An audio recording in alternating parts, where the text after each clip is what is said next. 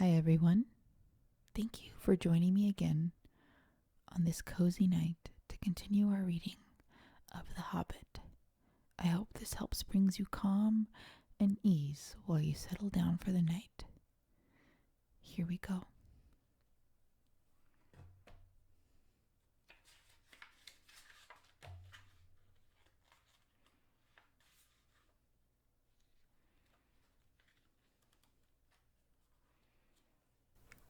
Very well, said Thorin. Supposing the burglar expert gives us some ideas or suggestions, he turned with the mock politeness to Bilbo. First, I should like to know a bit more about things, said he, feeling all confused and a bit shaky inside, but so far still tookishly determined and confused, and a bit shaky inside, but so far. I mean, about the gold and the dragon and all that, and how it goes there, and who it belongs to, and so on and further. Bless me, said Thorin. Haven't you got a map? And didn't you hear our song? And haven't we been talking about all these things for hours? All the same, I should like it all plain and clear, said he obstinately, putting on his business manner, usually reserved for people who tried to borrow money off of him, and doing his best to appear wise and prudent and professional and live up to Gandalf's recommendation. Also, I should like to know about risks, out-of-pocket expenses, time required, and remuneration, and so forth. By which he meant, what am I going to get out of it? And am I going to come back alive?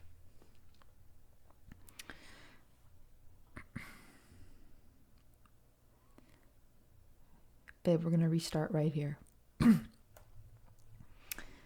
Very well, said Thorin. Supposing the burglar expert gives us some ideas or suggestions, he turned with mock politeness to Bilbo. First, I should like to know a bit more about things, said he, feeling all confused and a bit shaky inside, but so far still tookishly determined to go on with things. I mean, about the gold and the dragon and all that. How do we get from there? And who does it belong to? And so on and further. Bless me, said Thorin. Haven't you got a map? And didn't you hear our song? And haven't we been talking about this for hours? All the time. I should all like it, plain and clear, said he obstinately, putting on his business manner, and doing his best to appear wise and prudent and professional and live up to Gandalf's recommendation. Also, I should like to know about risks, out-of-pocket expenses, time required, and remuneration, and so forth, which meant, what am I going to get out of this? And am I going to come back alive? Oh, very well, said Thorin. Long ago, in my grandfather Thor's time, our family was driven out of the far north and came back all their wealth and their tools to this mountain on the map. It had been discovered by my far ancestor, Thrain the Old, but now they mined and they tunneled and they made huger halls and greater workshops, and in addition, I believe they found a good deal of gold and a great many jewels too. Anyway, they grew immensely rich and famous, and my grandfather was king under the mountain again, and treated with great reverence by the mortal men who lived to the south. And they were gradually spreading up the running river as far as the valley overshadowed by the mountain. They built the merry town of Dale there in those days. Kings used to send for our smiths and reward even the least skillful most richly. Fathers would beg us to take their sons as apprentices, as they pay us handsomely, especially in food supplies, which we never bothered to grow or find ourselves. Altogether, those were good days for us, and the poorest of us had money to spend and to lend, and leisure to make beautiful things just for the fun of it, not to speak of the most marvelous and magical toys, like of which is not to be found in the world nowadays. So my grandfather's became full of armor and jewels and carvings and cups and the toy market of Dale was the wonder of the north. Undoubtedly, that's what brought the dragon. Dragons steal gold and jewels, for men and elves and dwarves, wherever they can find them, and they guard their plunder as long as they live, which is practically forever unless they're killed, and never enjoy a brass ring of it. Indeed, they hardly know a good bit of work from a bad, though they usually have a good notion of the current market, and they can't make a thing for themselves, not even mend a loose scale of their armor. There were lots of dragons in the north in those days, and gold's probably getting scarce up there, with the dwarves flying south or getting killed, and all the general waste and destruction that dragons make going from bad to worse.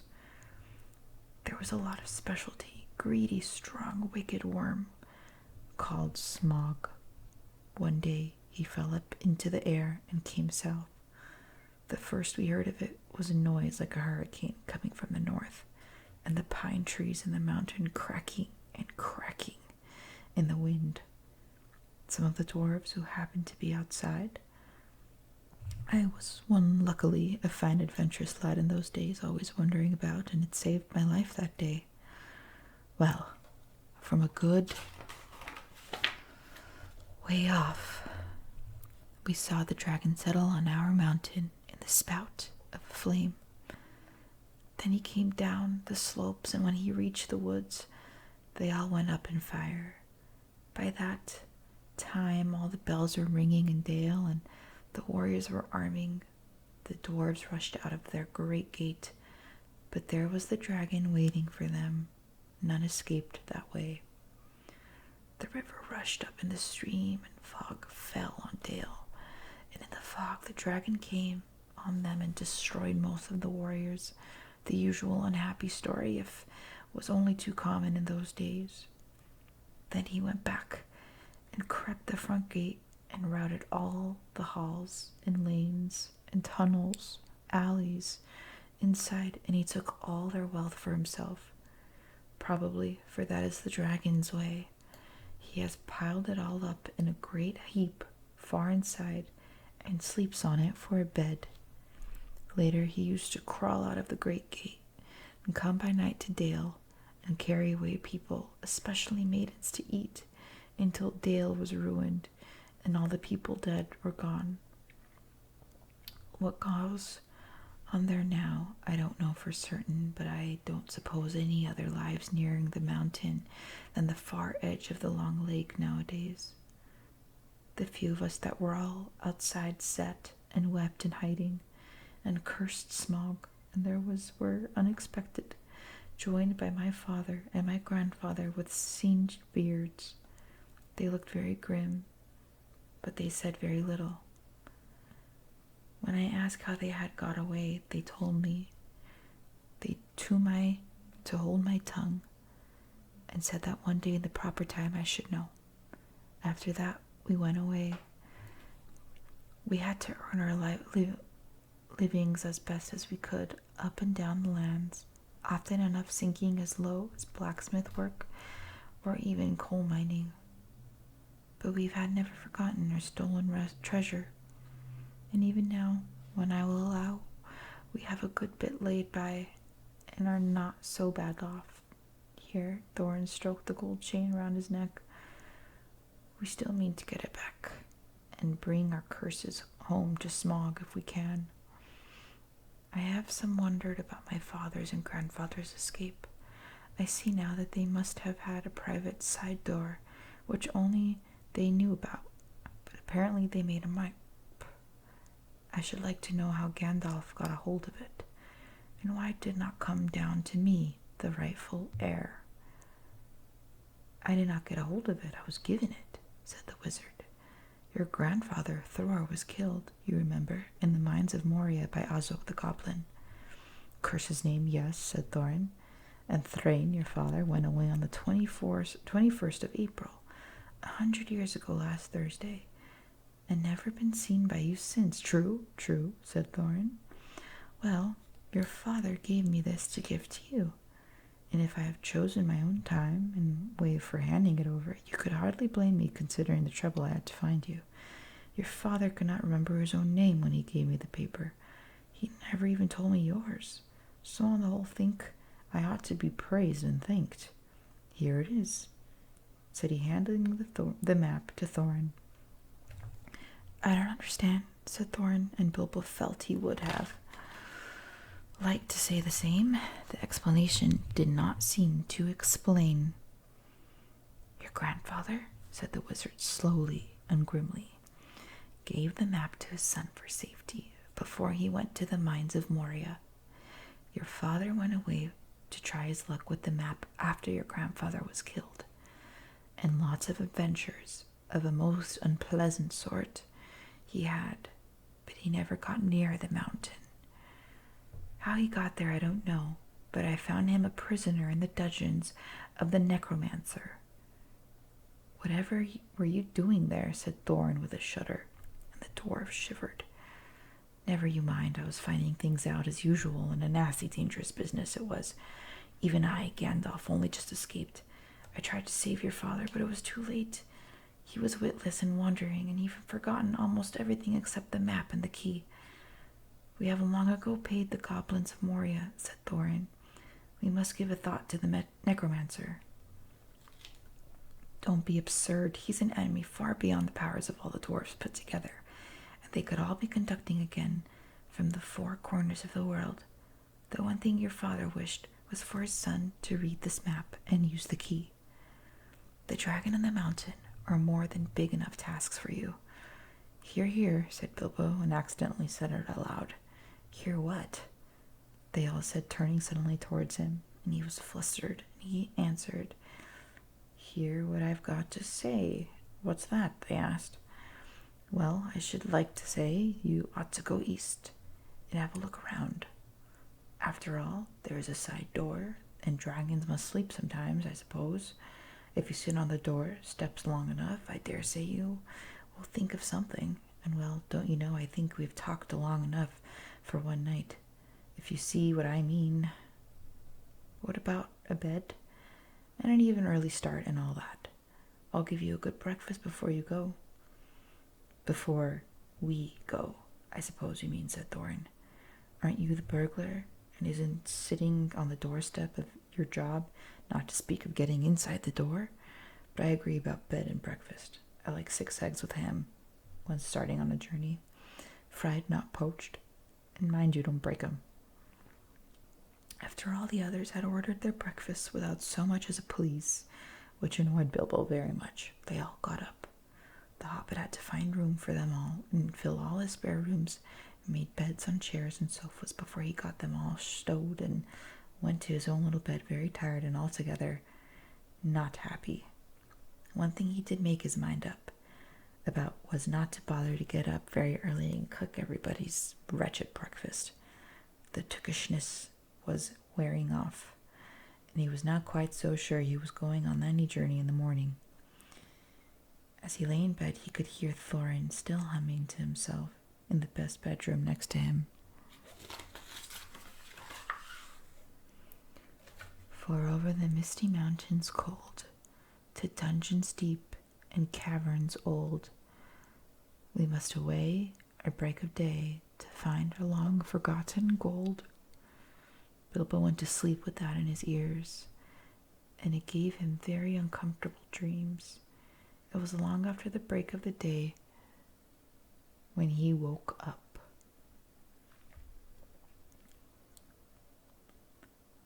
Roast Mouton, Chapter 2. Up jumped Bilbo, putting on his dressing gown, went into the dining room. There he was, nobody, but all the signs of a large, hurried breakfast. There was a fearful mess in the room, and a pile of unwashed crocks in the kitchen. Nearly every pot and pan he possessed seemed to have been used.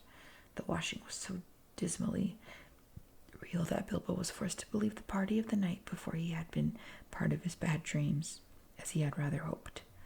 Indeed, he was really relieved. After all, they think they had gone without him, and without bothering to wake him up. And yet, in a way, he could not help feeling just a trifle of disappointment. The feeling surprised him. Don't be a fool, Bilbo Baggins, he said to himself, thinking of the dragons and all the outlandish nonsense at your age. So he put on an apron, lit fires, boiled water, and washed up. Then he had a nice little breakfast in the kitchen before turning on the dining room. By that time, the sun was shining.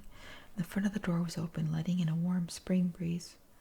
Bilbo began to whistle loudly and to forget about the night before. In fact, he was just sitting down to a nice little second breakfast in the dining room by the open window when in walked Gandalf. "My dear fellow," said he, "whenever are you going to come? What about an early start?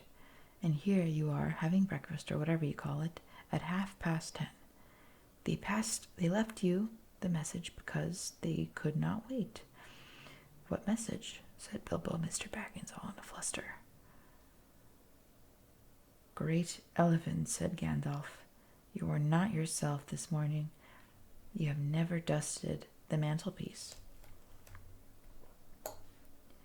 "What's that got to do with it? I have enough to do with washing up 14. If you had dusted the mantelpiece, you would have found this just under the clock," said Gandalf, handing a Bilbo note, written, of course, on his own note paper. This is what it read: "Thorn and Company to Burglar Bilbo greetings. For your hospitality, our sincerest thanks, and for your offer of professional assistance, our greatest acceptance. Terms, cash on delivery, up to and not exceeding 1/14 of total profits, if any. All traveling expenses guaranteed in any event. Funeral expenses to be defrayed by us or representatives if occasion arises and the matter is not otherwise arranged for. Thinking it necessary to disturb your esteemed response, we have proceeded to thinking it unnecessary to disturb your esteemed repose, we have proceeded in advance to make requisite preparations, and shall await your respected person at the Great Dragon Inn by water at 11 a.m. sharp, trusting that you will be punctual. We have the honor to remain yours deeply, Thorn and Company." "That just leaves you 10 minutes. You'll have to run," said Gandalf. "But," said Bilbo. "No time for it," said the wizard. "But," said Bilbo again. "No time for that either. Off you go." To the end of his days, Bilbo could not remember how he found himself outside without a hat, a walking stick, or any money, or anything else that he usually took when he went out, leaving his second breakfast half finished and quite unwashed up, pushing his keys into Gandalf's hands and running as fast as his furry feet could carry him down the lane, past the great mill, across the water, and then on for a mile or more. Very puffed he was when he got to Bywater, just on the stroke of 11, and found he had come without a pocket handkerchief. "Bravo," said Balin, who was standing at the inn door looking out for him. Just then all the others came around the corner of the road from the village. They were on ponies, and each pony was slung about all kinds of packages and parcels and paraphernalia. There was a very small pony, apparently for Bilbo. "Up you get to, and off we go," said Thorin. "I'm awfully sorry," said Bilbo, "but I've come without my hat, and I've left my pocket handkerchief behind, and I haven't got any money. I didn't get your note until after 10:45, to be precise." "Don't be precise," said Dwalin, "and don't worry. You'll have to manage without pocket handkerchiefs and a good many other things before you go to the journey's end. As for a hat, I've got a spare hood and cloak in my luggage." That's how they all came to start, jogging off from the inn one fine morning just before May, on Landon ponies, and Bilbo was wearing a dark green hood, a little weather-stained, and a dark green cloak, borrowed by Dwalin. They were too large for him, and he looked rather comic. What his father Bungo would have thought of him, I daren't think. His only comfort was he couldn't be mistaken for a dwarf, as he had no beard. They had not been riding very long, when they come up to Gandalf, very splendid on a white horse. He had bought a lot of pocket handkerchiefs and Bilbo's pipe and tobacco. So after that the party went along very merrily, and they told stories or sang songs as they rode forward all day, except, of course, when they stopped for meals.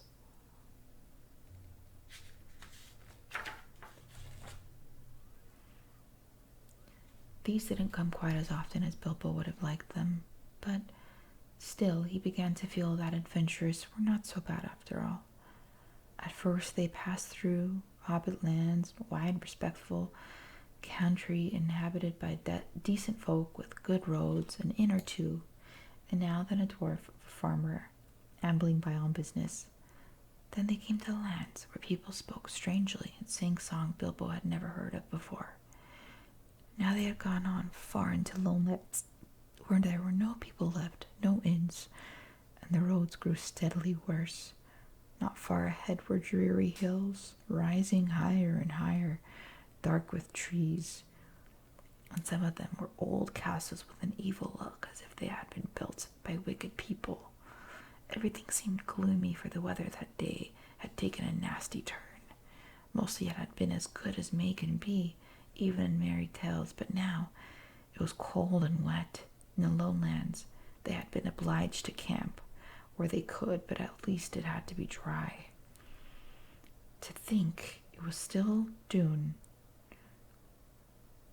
grumbled Bilbo as he splashed along behind the others in a very muddy track. It was after tea time. It was pouring with rain, and had been all day. His head was dripping into his eyes. His cloak was full of water. The pony was tired and stumbled on stones. The others were grumpy too, and I'm sure the rain got into the dry clothes, into the food bags, thought Bilbo. Bother burglaring and everything to do with it. I wish I was at home in my nice hole by the fire, with the kettle just beginning to sing. It was not the last time he had wished that. Still, the dwarves jogged on, never turning around or taking any notice of the Hobbit.